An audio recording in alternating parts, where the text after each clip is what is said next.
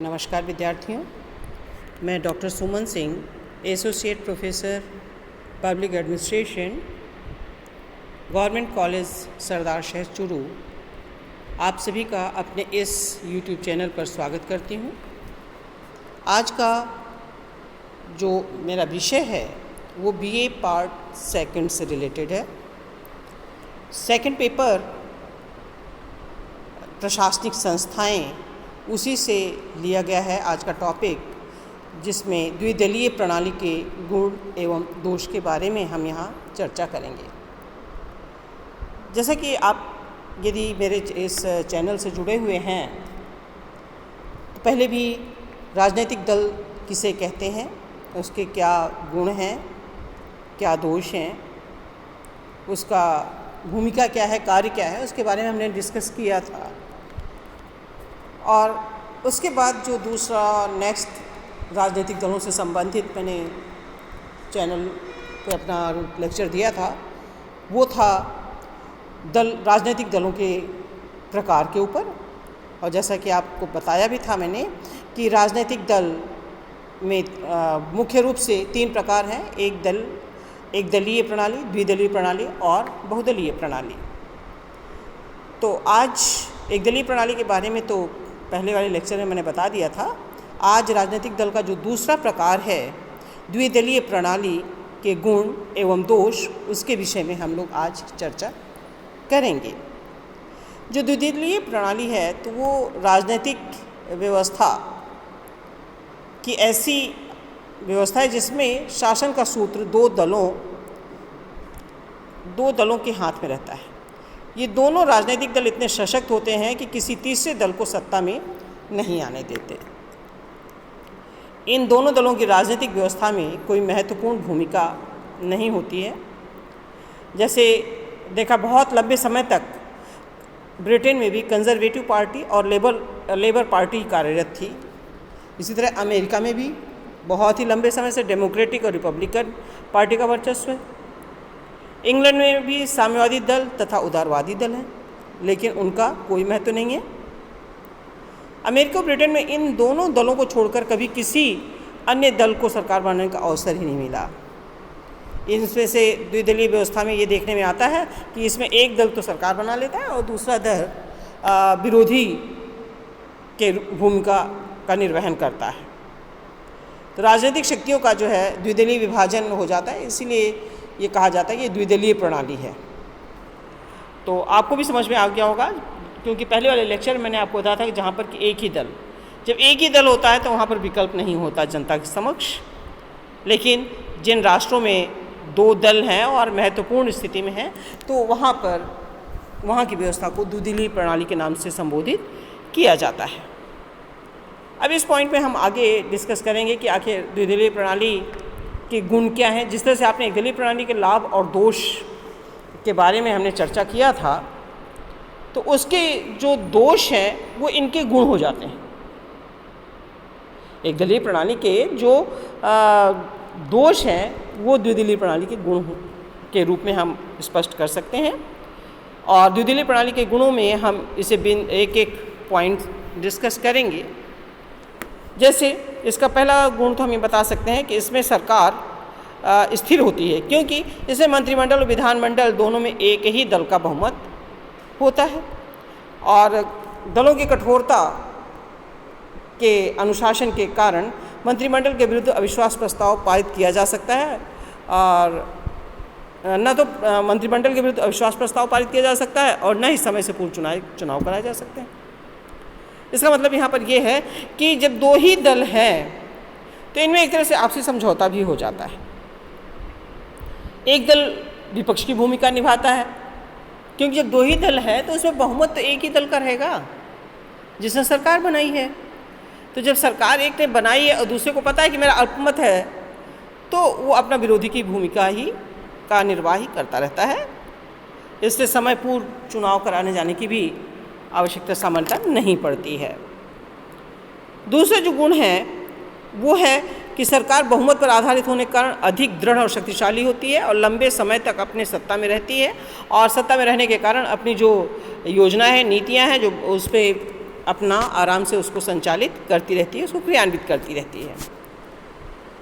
तीसरा गुण इसका है कि इसमें स्थायी सरकार का गठन हो जाता है, और स्थायी सरकार का गठन होने के कारण जो दीर्घकालीन जो योजनाएं हैं वो निर्मित भी की जा सकती हैं और उनको क्रियान्वित भी किया जा सकता है। अगला जो इसका लाभ है वो ये है कि सरकार अच्छे या बुरे शासन के लिए पूर्ण रूप से उत्तरदायी ठहराई जा सकती है, क्योंकि मंत्रिमंडल में एक ही दल के सदस्य होते हैं। अतः ये इस प्रणाली में ये नहीं कहा जा सकता कि नहीं हमारी नीतियाँ तो अच्छी थी लेकिन दूसरे दल ने ऐसा किया इसलिए हमको करना पड़ा। इस तरह की जो टाल मटोल की भावनाएं होती हैं या एक दूसरे पर अनुचित आक्षेप वाली जो व्यवस्थाएं होती हैं वो सामान्यतः नहीं पाई जाती। अगला जो इसका लाभ या जो गुण बता सकते हैं हम कि जनमत की भावना पर आधारित प्रणाली है। इसमें जनता प्रत्यक्ष रूप से सरकार का चुनाव करती है और जनता की इच्छा के अनुसार ही कोई राजनीतिक दल सत्तारूढ़ होता है। अगला गुण ये है कि स्पष्ट बहुमत के कारण इसमें सरकार बनाना आसान होता है। इसीलिए बहुदलीय प्रणाली कई भ्रष्ट तरीकों से सरकार बनाने के दोषों से भी जनता को राहत मिलती है, उसे भ्रष्ट तरीके नहीं अपनाए जाते हैं और इस तरह से एक सच्चरित्र राजनीति में बना रहता है। अगला गुण है कि संगठित विरोधी दल होता है जो सरकार की रचनात्मक आलोचना करता है और जनता का ध्यान आकर्षित करता है। इससे सरकार जन इच्छा के प्रति भी जागरूक रहती है। और अगला द्विदलीय प्रणाली का ये भी एक सबसे बड़ा गुण है कि इसमें निरंकुशता की भावना नहीं होती, क्योंकि इसे पता है कि यदि हमने जनहितों का ध्यान नहीं रखा, जनतंत्रीय भावनाओं को ध्यान में नहीं रखा तो हमारी सरकार को गिराया जा सकता है, तो इसलिए निरंकुश नहीं बनते। तो इससे देखा जो द्विदलीय व्यवस्था के गुणों में है कि ये काफ़ी उपयोगी मानी जा सकती है, इसमें कई दोषों से मुक्ति मिलती है इसमें। लेकिन जैसा कि हम सभी जानते हैं कि कोई व्यवस्था ऐसी नहीं होती है जिसमें दोष हो ही ना, सर्वगुण संपन्न हो। तो अब हम इसके द्विदलीय प्रणाली के दोषों के विषय में भी चर्चा कर लेते हैं। इसमें ये दोष लगाया जाता है कि मंत्रिमंडल की तानाशाही की स्थापना हो जाती है, क्योंकि जब ये स्पष्ट हो जाता है कि मंत्रिमंडल चूँकि सत्ता उसी को प्राप्त होती है जो बहुमत दल का होता है, और जब बहुमत दल का है तो वो तानाशाही पूर्ण व्यवहार हो सकता है। इसलिए वो जो चाहे जैसे चाहे वो बिलों को पास करवाने की भी उनमें क्षमता होती है। दूसरे इसका दोष या गुण अवगुण हम ये बता सकते हैं कि मंत्रिमंडल के हाथों का खिलौना बनकर रह जाता है, क्योंकि बहुमत के जो नशे में मंत्रिमंडल विधानमंडल पर हर अनुचित व उचित दबाव डाल सकता है। और एक अगला दोष ये है कि इसमें भी मतदाताओं की स्वतंत्रता सीमित हो जाती है। जब एक दल की सरकार को हटाना चाहते हैं तो जनता को दूसरे ही दल के चयन करना पड़ेगा, उसके पास और विकल्प उपलब्ध नहीं होते, इसलिए न चाहते हुए भी किसी भी जो दूसरा दल है उसको समर्थन देना होता है। और क्योंकि सामने दो ही दल हैं तो क्या करें, तो इसमें समस्याएं आती हैं। और दूसरा ये दोष बताया जाता है कि इसमें सारा देश परस्पर दो विरोधी गुटों या विचारधाराओं में बढ़ जाता है, जिससे कि राष्ट्रीय एकता को भी खतरा उत्पन्न हो सकता है। इस तरह से कहा जा सकता है कि ये एक तानाशाही पूर्ण व्यवस्था ही बन जाती है, क्योंकि यहाँ पर एक दल शासन करता है, दूसरा उसका साथ देता है। और कई बार ये भी देखा जाता है कि दोनों दल में आपसी सहमति बन जाती है कि चलिए 5 वर्ष हम शासन कर लेते हैं, 5 वर्ष आप कर लीजिएगा। ना वो उनको गिराने का प्रयास करते हैं, ना वो उनको गिराने का प्रयास करते हैं। और इसके लिए कि छोटा सा वो भी दिया जा सकता है कि चोर चोर मौसेदे भाई।